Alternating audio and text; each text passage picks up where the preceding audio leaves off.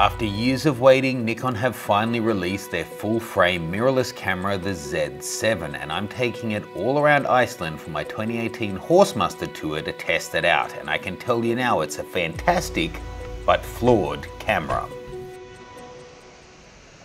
Welcome to a new series where we take tech on the road, explore a travel destination, and test the gear out in real life.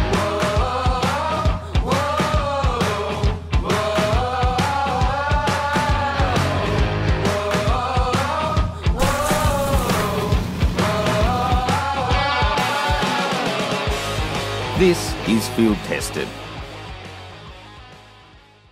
Hey folks, welcome back to Reykjavik. A year ago, I took the D850 around the country, testing it out for Field Tested, and I absolutely loved it.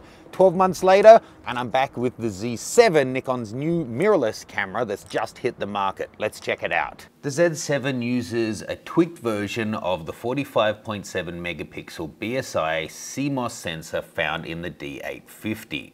It has the latest generation processor, the XSpeed 6, has an ISO sensitivity of 64 to 25,600, expandable up to 102,000, 100% viewfinder coverage with the biggest magnification of any Nikon camera to date at 0.8, and it's using a single XQD card.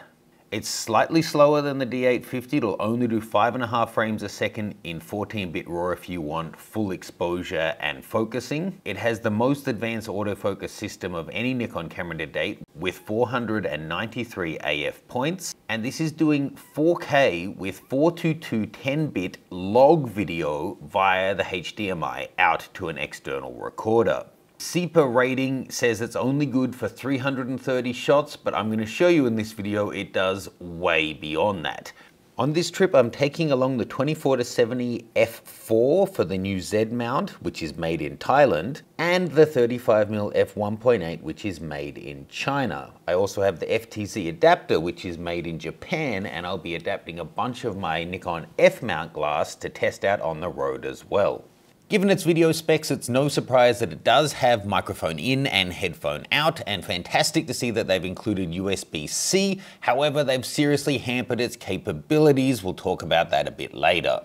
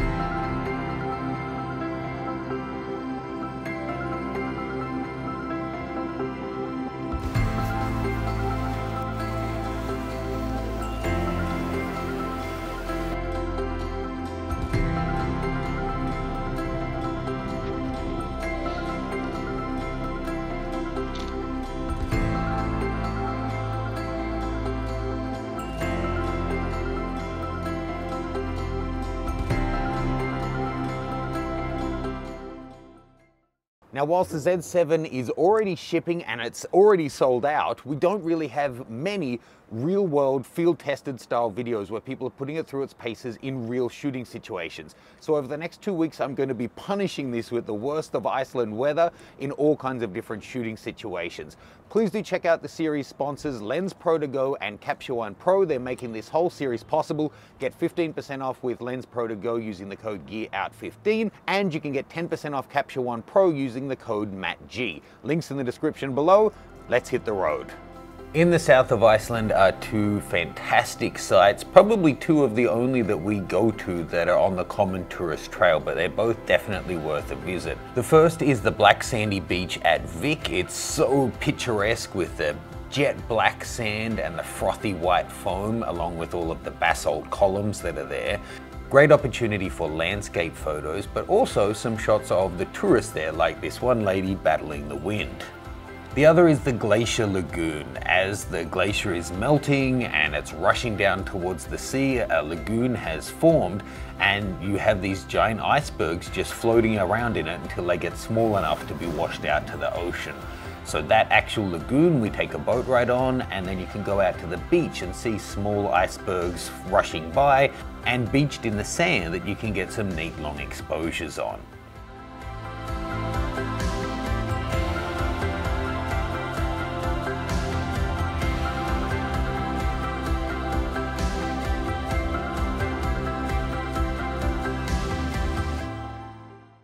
Okay folks, some first impressions and I guess an important disclaimer.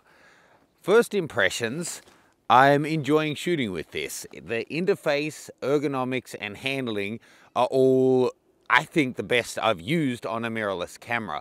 But the disclaimer is, that's because I'm so familiar with Nikon cameras. Coming from things like my D850, it's very similar. There's some important differences that are an adjustment to get used to that I'm also going to talk you through. But coming from that to this, it's familiar and it's quite easy. So for me, the menu systems all make sense, but knowing that I've met a lot of people who didn't choose Nikon because the menus made no sense to them, so in that case, you're still going to be baffled by this. But the deep grip, I find all of the buttons are easy enough to get to. Some of them have moved and there's a significant drop in the number of buttons from the D850, but overall the layout of them is fairly comfortable.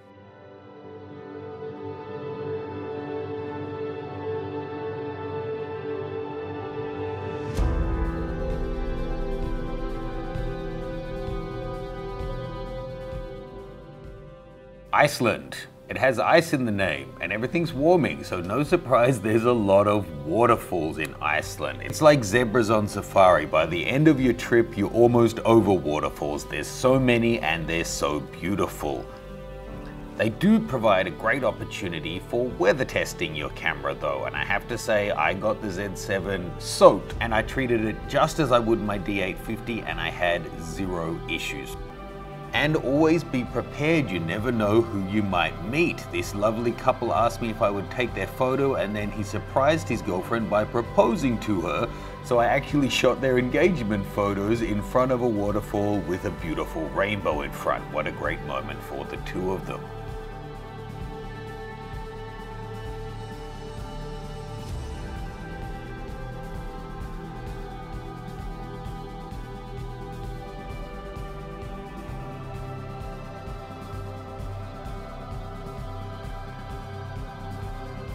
Okay folks, let's do a quick little edit here. Here, this shot I took at 2.5 seconds in duration. I'm just gonna do a couple of really quick tweaks that are going to make this absolutely pop. So first things first, I'm going to boost my exposure.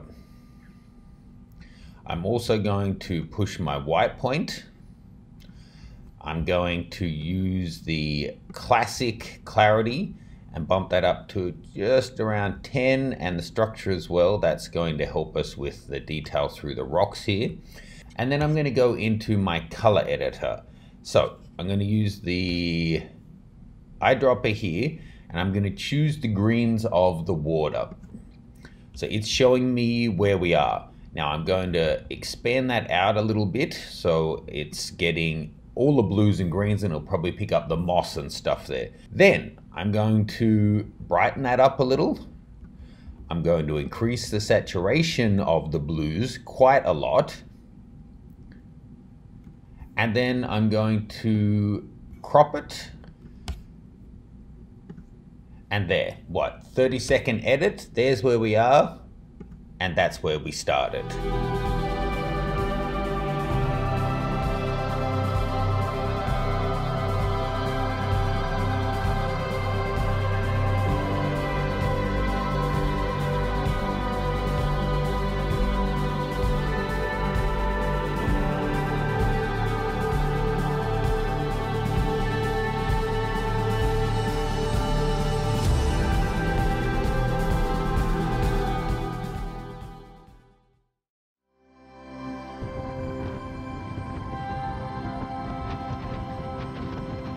We headed to the north of Iceland to Húsavík, a popular spot for spotting whales.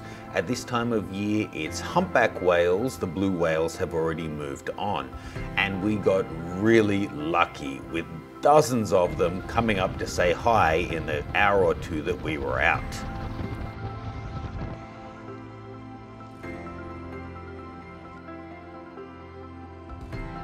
Now the water here is really chilly and it seemed like the animals were more chilling out. I understand you're more likely to see full breaches where they jump out of the water in warmer water areas like in South America. But what we were aiming for was when their tail finally stuck up above the water and you get those beautiful water shots running off their rear fin. Really amazing to see with the great weather, the snow-capped mountains in the background. Just a great opportunity. And now we cut to reporter Matt Granger in the field with the latest on Cardgate 2018.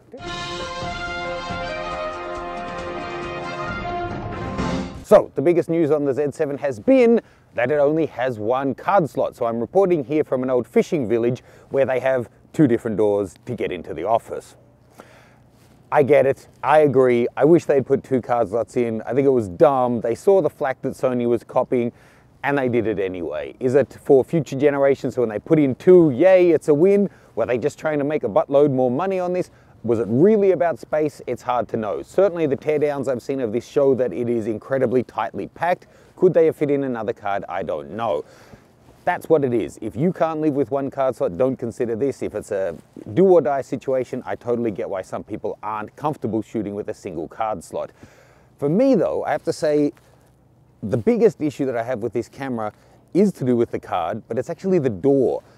I love that it's got the thumb grip built on there. It makes it really good ergonomics and overall one of the best mirrorless cameras I've ever used, probably the best for ergonomics. But that makes it so easy to knock and slip the card door open. This is also a gripe I have with the D850. The D700, the D300 all had a little lock for the door, so does the D5.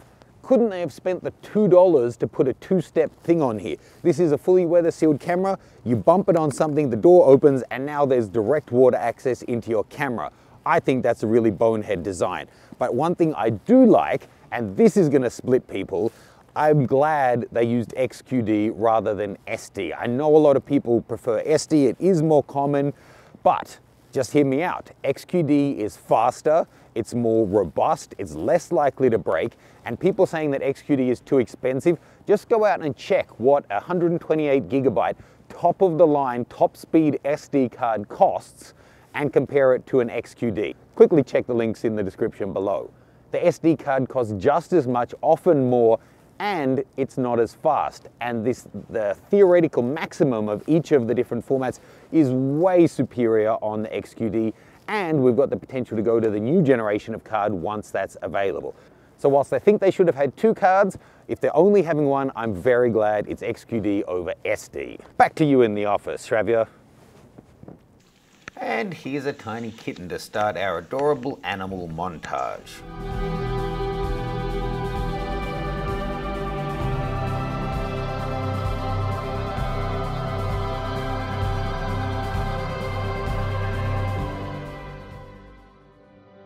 Next up, we went to a horse muster. This is actually the centerpiece of this 2018 tour. This is a traditional annual event held by the local community since settlement, like 800 or 900 years old tradition, where they bring the horses down from the mountains at the start of winter to keep them on the farm through the harshest months.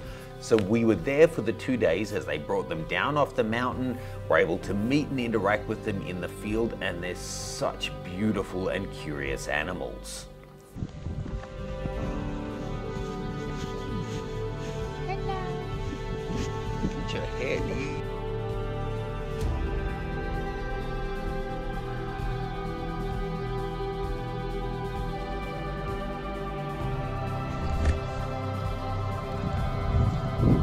Oh, you got a baby. Come on. What are you doing? Come on. Then we got ahead of the pack and were able to photograph them as they started their stampede towards the roundup. And then on day 2, we attend the roundup where all of the farmers get together and sort out whose horses are whose and separate them up to return to their farms through winter. Getting a high vantage point let me clear up the background, and then using the in-body image stabilization, I could get slightly slower shutter speeds to show the movement of the animals whilst keeping the people reasonably still.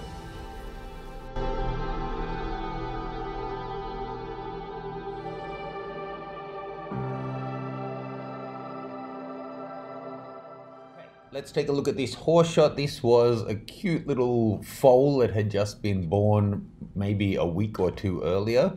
I'm going to start by just leveling it. He probably wasn't terribly sure-footed, but let's just straighten that up a little bit so it doesn't look like he's about to fall over. Then with my crop, I'm going to bring it in. I want it to be pretty much a 4x5, so let's actually set it. There we go, put him on the intersection there nicely.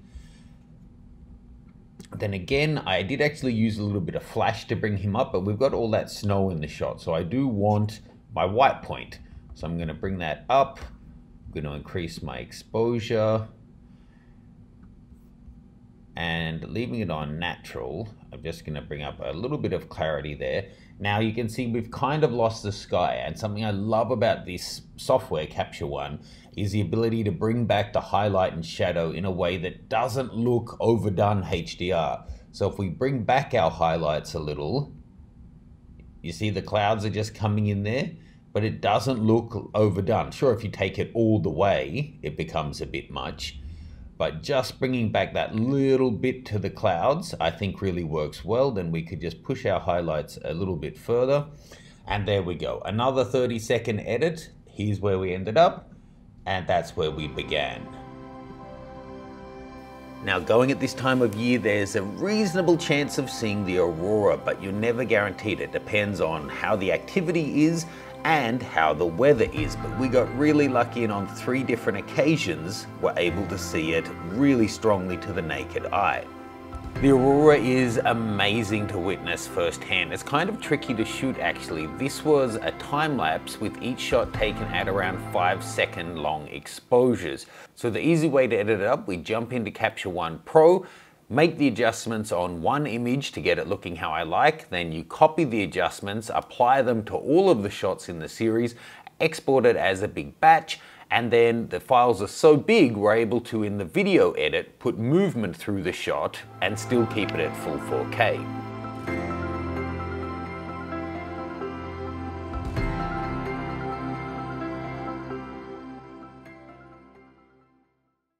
Hey folks, back in Reykjavik now. I have to say I have overall been enjoying shooting with this. One other thing that I think we really have to test out, because it's a major feature of this camera, is how is the quality of the 10-bit raw video we can get in log if we use the HDMI out. So for that, let's run back to New York, do a test on that before we wrap this video up. We did some tests with the video autofocus. Once tweaked to suit the speed of your subject, it really did well keeping up with her. Here we were shooting wide open at f1.8 on the 35mm. The still's autofocus in normal situations was also fine. This recorded via an Atomos external recorder, keeping with her face, but of course, it's getting the face, not specifically the eye. This situation of her moving, you can see it kept up quite well, but it's not until you engage that it actually locks on. And not every one of these actually ended up pin sharp. This 10-bit video recorded via external recorder has luscious detail, really beautiful. But the feature of this is that it has 10-bit log, so that gives you even greater latitude. You can see it's a super flat profile. This, for example, shot in the hard sun, it just totally retains the shadow detail. You can see it there in the log, so once we bring it back and really put some contrast in, it just looks fantastic. Okay folks, after over 10,000 shots and 3 weeks with the Z7, I think it's time for a final wrap up on this. And I have to say, in a way, I think I'm too close. I'm a working photographer. I've been using Nikon for over a decade. I used to call myself that Nikon guy, and I have a feeling a lot of the audience are waiting for me to trash this, and the others are waiting for me to defend it unnecessarily because I'm some kind of fanboy. I've actually made some notes to run through here. I sincerely mean this. It wasn't clickbait in the title. I think it's a fantastic but flawed camera. And unfortunately, I think those flaws are by design. So over this 3-week period, I've been trying to think through what's the fairest thing to compare this against. Sometimes when I review a lens or a camera, I just review it outright. But as this is Nikon's long-awaited foray into full-frame, serious mirrorless cameras, it seems some kind of comparison is necessary. So then, do I compare it to the Nikon D850, which is a similarly priced high-end DSLR that shares a lot of the same aspects like sensor to this? Do I compare it to their previous mirrorless cameras, the J and V series? Do I compare it against Sony's first edition of full-frame cameras a few years ago, looking at it as first-gen tech? For that matter, do I compare it against their first DSLRs and how they compared to the market and how they've progressed from there? Or is the fairest way to compare it against the best of mirrorless cameras now, and that would be putting it up against, say, an A7R III? It's difficult, and I'm not really sure which way to go. But let's just run through some of the things. When I say it's fantastic, I mean that. So there's a bunch of things I like about it. Let me check my notes. So the sensor is arguably the best full-frame sensor on the market. The same one that the Nikon D850 is using, and the image quality is just as good. The ergonomics, handling, weather sealing, I would say are as good or better than any other mirrorless. I put this through hell and had not a single issue with it. Really impressed. The stabilization works great. As you saw in the video, I was getting lots of handheld shots at 1/4 and 1/5 of a second, being able to introduce movement in waterfalls and that kind of thing, and getting everything else nice and sharp. And the 10-bit video is also great if you have the external recorder. Otherwise, the 4K video is really good. And the video autofocusing with a little bit of tweaking is working great. The autofocus overall though is not at market leading quality. It's not as good as the D850 in my opinion for stills, or as the latest generation of Sony's, but still, for all but the fastest moving subjects, I think it will be fine. I did struggle a bit with, say, literally stampeding horses, but in every other situation, I really didn't struggle, even in low light situations. The FTZ adapter works pretty well. If you have a lot of Nikon F-mount glass, then you suddenly have access to all of that at maybe 80% of the speed, and it's about as fast with a good Nikon lens like a 24-70 F-mount via adapter as it is with the 24-70 native mount. It's usable, it's not going to blow your hair back though. Same, the EVF and screen are both completely fine and usable, but once you put them side by side, using my D850 and this one after the other, I did notice the lag in the display and a bit of wobble as you're moving back and forth. So it's not like this remarkable, we've never seen this quality viewfinder before. Another plus, forget about what SEPA says, 330 shots.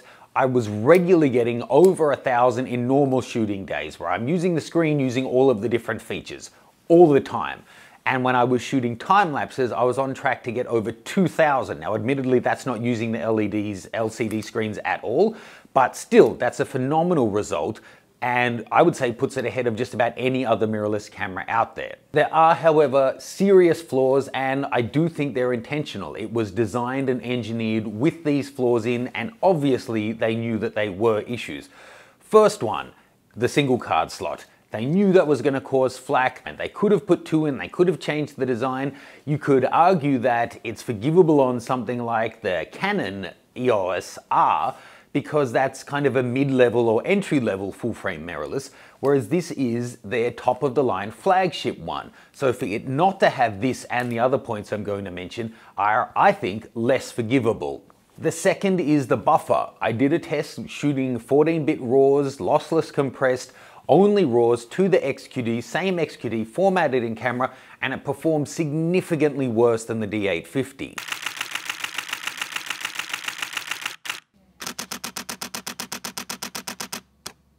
Now, they're both by design. They've handicapped the camera on purpose. I know that camera companies think several generations down the roadmap, but I think they should have come out swinging. Sony just released that A7 III for $2,000 with so much on offer. Sure, the sensor isn't up to this league, but it has so much more. So holding that stuff back, I think, is really quite tight. And the third thing is jaw-dropping for me.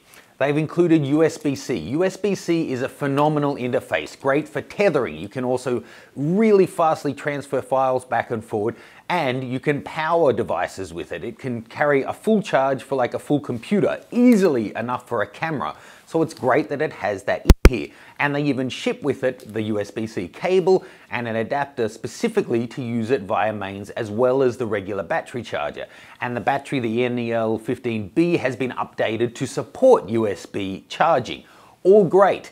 But there's three things that just have me shaking my head. Firstly, you can't fully power the camera just via USB-C. You have to have a battery in it as well. I guess they're thinking someone might try and run it off too low of a power USB-C and then it can't keep up, so it needs to have a battery as well. But that's a little bit annoying. The second thing, and this is unbelievable, but you can't charge the battery whilst you're shooting it. So you can plug in and then it will be running off the mains power, but it can't top up the battery as you go, like a Sony can, or like your phones can, or like pretty much every device that plugs into power that you can use and charge at the same time. Kind of ridiculous. So you can't be out there with the USB pack charging your camera whilst you're doing a time lapse at night to try and go beyond the capacity of the battery. That is just not available to you because you can't keep charging it. And you might think, well, it doesn't matter. As long as it charges the camera, it's fine and the battery will just stay where it is. Except they've designed this to not work with USB battery packs at all. It will only work off mains. So you can't use it on location because you need mains power, and you can't be charging the battery whilst you're using it. It just seems like they're completely missing the point of what USB-C has to offer, and it seems really tight to not give that. It's a simple difference in board of maybe $1 or $2 for it to be facilitated. Now, I don't know if the board supports it and they can update this with firmware. I did ask Nikon about that, but they wouldn't comment on future updates. So I don't know, but right now you can't get past the battery life that it has if you're shooting on location. But as I said, it is performing quite well. But if you want to do a several hour-long video shoot, you just can't. So having said all of that, I really think this will sell well. There's a whole lot of Nikon users out there who were never going to buy a Canon. They were never going to buy a Sony. They were waiting for a Nikon option for them to use their Nikon accessories, batteries, flashes, and lenses. And this is it. Is it as blazing fast as the Sonys? No, it's not. But I don't think for a lot of those people it's going to matter. And if you are one of those people, phenomenal image quality, phenomenal stabilization, great video, great battery life, slower autofocus than you get on a similarly priced Nikon DSLR, and it only has the one card slot. They're the trade-offs that you're making. If you want to broaden it out and compare it to the A7R Mark III, the focus isn't as good. It doesn't have eye tracking. It doesn't have dual card slots. There's several things where the A7R III is ahead of it. But with the FTZ adapter, you get good performance from dozens or hundreds of lenses. So all of your Nikon FX glass that you own, you're going to be able to make use of on this. Check out the video I've done comparing all of the different lenses I tested, including Sigma and Tamron and different third-party ones, to see the full compatibility. This is the most formal conclusion I've ever done to a field-tested video, but I felt like this was worth it. Please do make sure you like, subscribe, and share this if you've enjoyed it. Please do also check out and support our sponsors who are making this series possible, Lens Pro To Go and Capture One Pro. Thanks guys, I'll see you soon with more field tested from somewhere exotic in the world. Bye.